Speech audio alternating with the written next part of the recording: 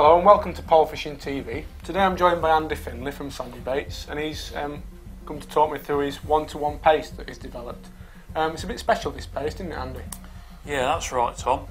What it is, it's two different colours in a 500 gram bag, and it's really easy to mix. This is, as its name says, it's one-to-one paste, so it's really easy to mix in that you measure with any container the same amount of water to the paste mix.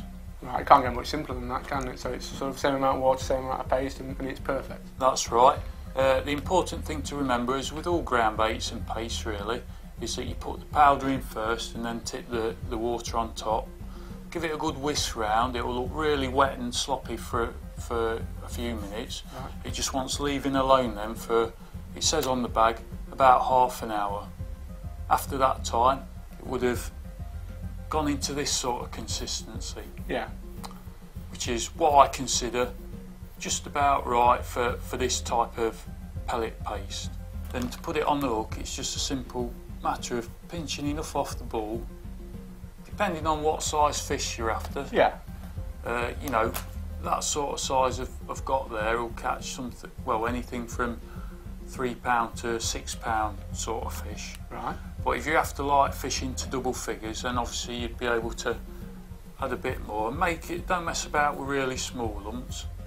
Make a decent sized piece like that, but always get it in about that size before you aim to put it on the hook. Yeah. And when it's in that shape, just dent it with your thumb, if you can see that. Alright. And then, rather than mess about with any other size hooks, then I prefer to use a 10. Don't matter what size paste you fish with, because it is a big bait and the hook's always masked inside the bait. Yeah. So once you've dented it with your thumb, just put the size 10 hook right inside the dent. You can see it in there. Yeah, and you've concealed it completely in the middle there, Yeah, haven't you? it's just then a case of just patching it all together. Try and leave it sort of crumbly on the outside rather than making a lovely sort of round ball with it. Yeah. So that's the sort of size ball that's ready to be presented. Also with this paste, you get a free pot inside. It says on the bag. Yeah. This is a pot that I've designed myself. Right.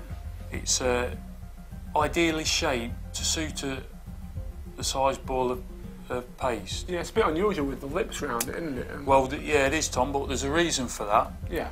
So I suppose you can put as much or as little in as you want on you that. can, yeah. Same, won't it? You've just got to tailor it to, you know, how many fish you think are in your peg. Yeah. So there's the pellet. It's in the pot. You've got also with this pot, you've got lines going up it. It's giving you an idea of how much you feed at a given time. That's right. It's very easy to regulate, you know, the amount of bait you're putting in. And then the paste just simply goes on top. Now, you can just put your paste in the pot like that. It's nice and crumbly and it will break down when it's in the water. But to improve it furthermore, sometimes what I have with me on my bait tray is a small tub of water. And just before I put my pot in, just before I put my paste into the pot, I dip it in that water and move it about with my fingers a bit, and that gives it a really slimy, soft coating on the outside. Alright, and what does that do like? Well, when that's in the water, it clouds around the paste and makes it smell. You know, the smell goes into the water even more, and that, you know, it draws more fish, more attraction. Yeah, and you seem to get bites quicker by doing that. So that goes into the pot like that. That is why the top of the pot, you'll notice, is dished out. Yeah.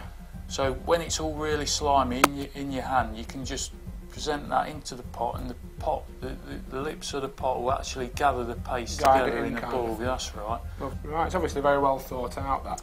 And the only thing that strikes me is what happens if your top kits aren't that kind of bore, or if you wanted to fish it further down your pot. Is there different size pots available?